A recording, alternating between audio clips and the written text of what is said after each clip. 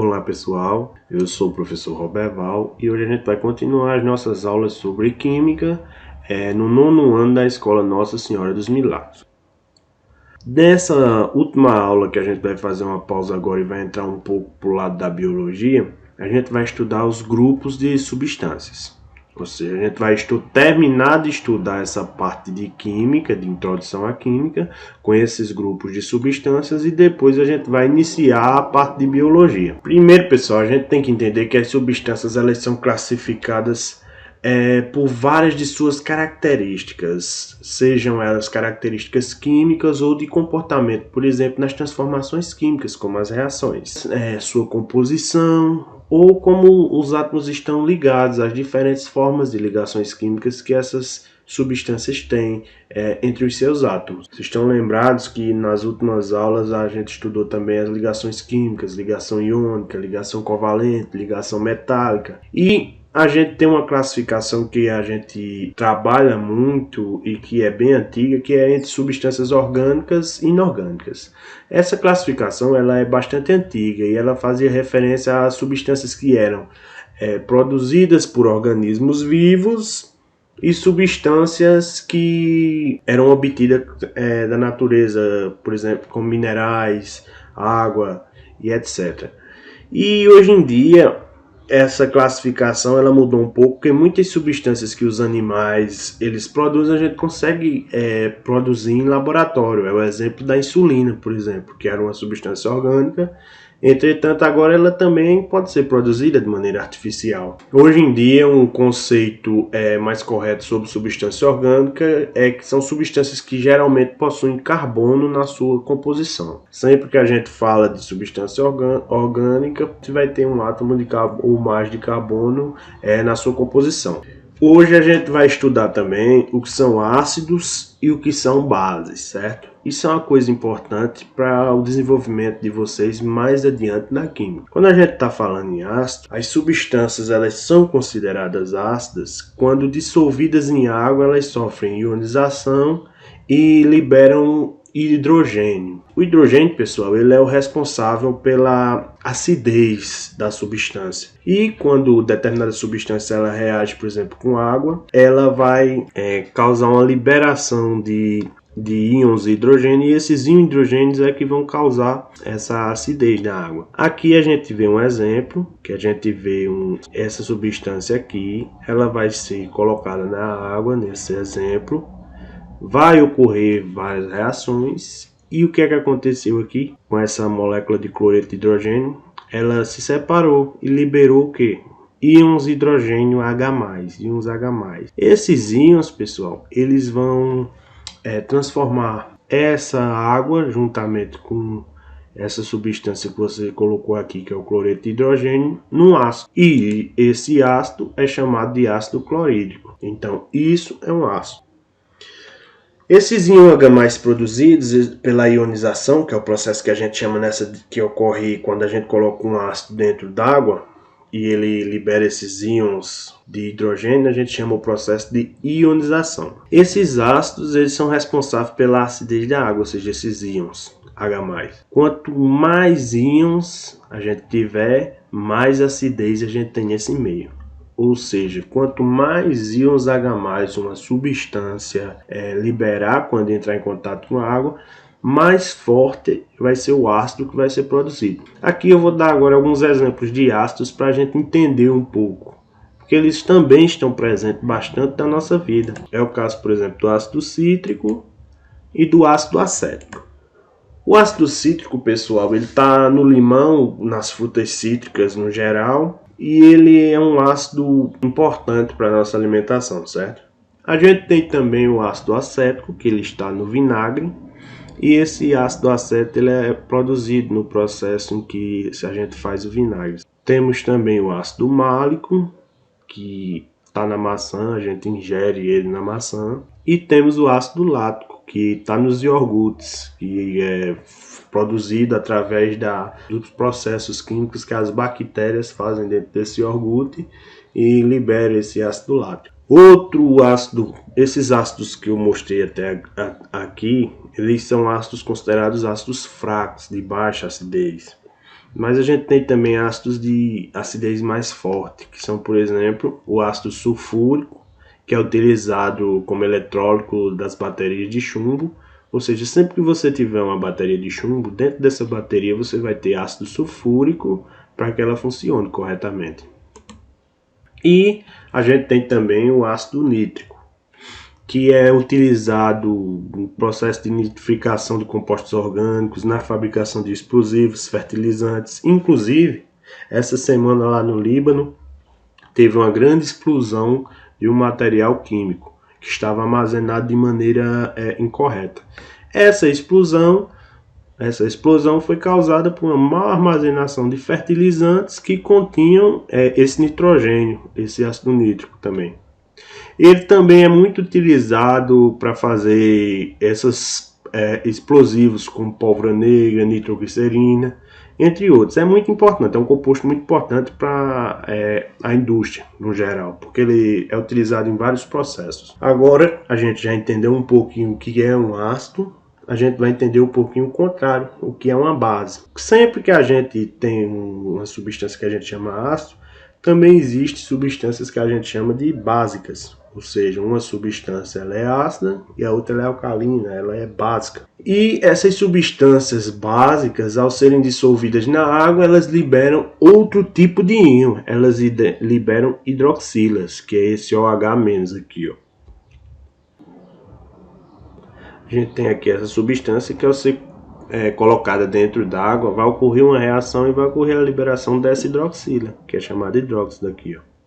Nessa partezinha, nesse potinho, você pode ver melhor que a gente tem uma solução básica, ou seja, uma solução alcalina. Foi colocado esse hidróxido de sódio dentro do potinho misturado com água e ao entrar em contato com a água ocorreu a quebra das ligações que seguravam essas hidroxilas. E o que aconteceu foi que elas foram liberadas, formando esse líquido uma solução básica. Então, pessoal, uma solução básica ela é oposta a uma solução ácida. E quando colocadas substâncias ácidas e básicas, em determinadas quantidades, elas se anulam. O responsável por trazer essa alcalinidade, ou seja, fazer dessa substância básica, são as hidroxilas produzidas.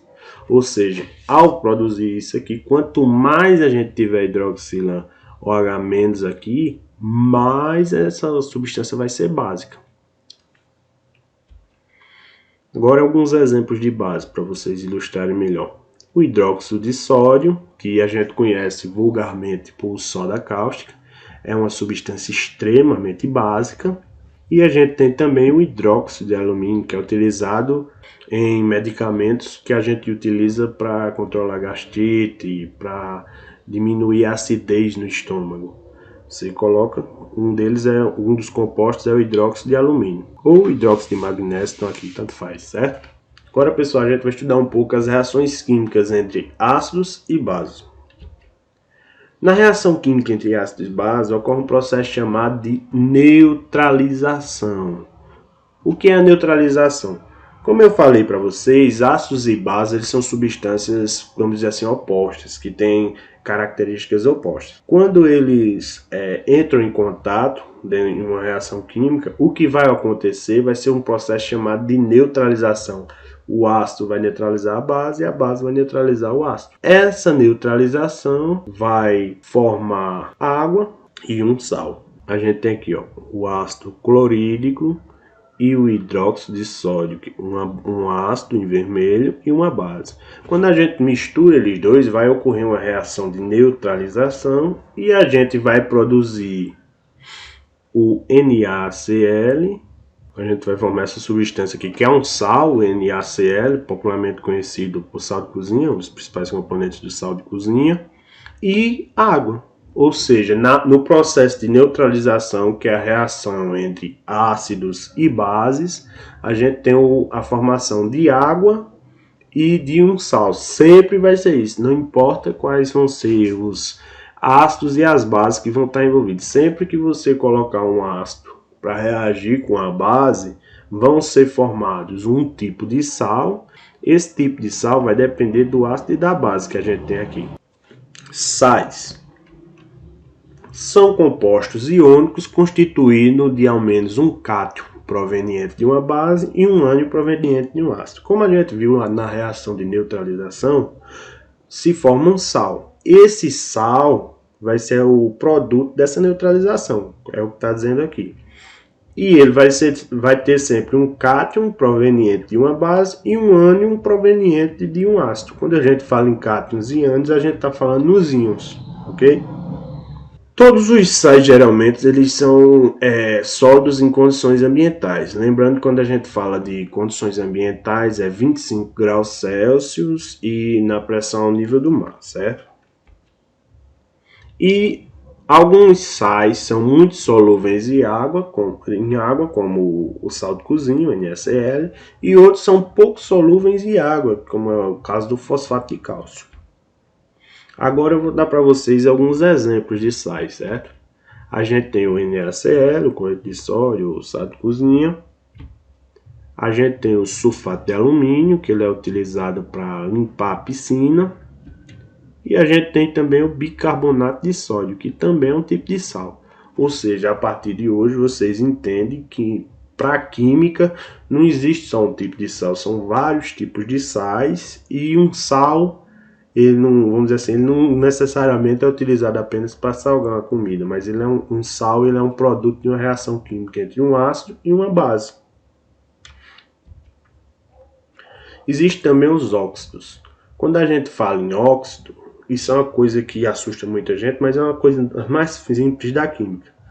Substâncias que apresentam em sua composição o elemento químico oxigênio e outro elemento químico qualquer, exceto o flúor, são chamados de óxidos. O que quer dizer isso? São substâncias que têm oxigênio na composição. Tem oxigênio, é um óxido. São consideradas iônicas quando formadas por metais e moleculares quando formadas por não metais, certo? E aparecem nos mais diversos ambientes e são produtos de reações químicas. Ou seja, como os sais, os óxidos também são produtos de reações químicas. E eles aparecem nos nossos mais diversos ambientes. Agora a gente vai ver alguns exemplos. Ó, pessoal, falando em óxidos, a gente tem aqui vários exemplos. Ó. Todos esses aqui são dióxidos, porque eles têm... Quer dizer, esse aqui é um monóxido de hidrogênio. Esse aqui é um dióxido, ou seja, tem duas moléculas de oxigênio e uma molécula de titânio. É um dióxido de titânio. E aqui a gente tem um dióxido de carbono. A grande semelhança entre essas três moléculas é a simples presença de um oxigênio. Veja, a gente tem o carbono com dois átomos de oxigênio, o titânio com 2 átomos de oxigênio e a gente tem também aqui o hidrogênio com átomo de oxigênio. Aí você pode perguntar, e esses óxidos, professor, eles podem ter características ácidas ou básicas? Existem sim alguns óxidos que reagem com a água formando ácidos que se ionizam e aumentam a quantidade de íons H+, certo? Por exemplo, na chuva ácida, a gente tem um exemplo desse processo. A gente vem e vê aqui o começo, ó, tem a liberação do dióxido de nitrogênio e do dióxido de enxofre. Pela fumaça de carros, pela fumaça de fábricas. Essas duas substâncias elas sobem e encontram a água na forma das nuvens. Quando elas entram em contato, ocorre a dissociação e vai ocorrer a formação de moléculas de H+, formando substâncias ácidas. É nesse processo que a gente tem a formação de ácidos que vão ocasionar a chuva ácida. Aqui, ó, o HNO3 e o H2SO4. Essas substâncias aqui vão causar a chuva ácida. Também existem alguns óxidos que vão reagir com a água formando as hidroxilas. Quando eles formam esse OH-, o que é que vai ocorrer? Essas substâncias vão ser substâncias mais básicas. Exemplo, A gente tem aqui, ó, o óxido de sódio, que reage com a água, formando hidróxido de sódio. O óxido de cálcio, que reage com a água, formando hidróxido de cálcio, que é uma substância básica. E existe também, pessoal, o que a gente chama de óxidos neutros, que são óxidos que não reagem nem com ácidos e nem com básicas e muito menos em solução aquosa, certo? Um exemplo é o óxido nitroso, ou N2O. Esse óxido nitroso ele é usado como anestesia para processos como tratamentos dentários. Bom, pessoal, essa foi a nossa aula de hoje. Eu falei para vocês mais ou menos o que são ácidos, bases, óxidos, todas essas classes de substâncias. Eu sugiro que vocês olhem o livro de vocês e estudem o capítulo para vocês. Eu vou deixar a indicação no blog, que é para vocês entenderem melhor. Sugiro também e peço encarecidamente que todos vocês façam as atividades, porque essas atividades são muito importantes. E por último, tenham uma boa semana e até mais.